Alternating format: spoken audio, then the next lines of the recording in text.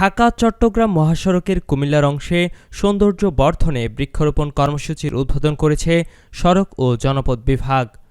এই সড়কের ১০৪ কিলোমিটারের বিভিন্ন অংশে সোনালু, বকুল, কাঞ্চন, কৃষ্ণচূড়া, জারুল ও পলাশসহ বিভিন্ন প্রজাতির প্রায় ১৫,০০০ গাছ রোপণ করা হবে।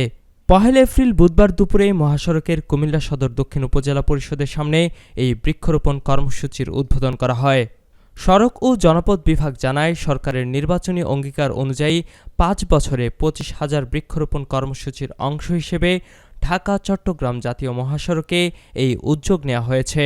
বর্ষা মৌসুম জুড়ে মহাসড়কের ডিভাইডার এবং সড়কের দুপাশে সোনালু, বকুল, কাঞ্চন, কৃষ্ণচূড়া, জারুল ও পলাশসহ বিভিন্ন প্রজাতির গাছ লাগানো হবে।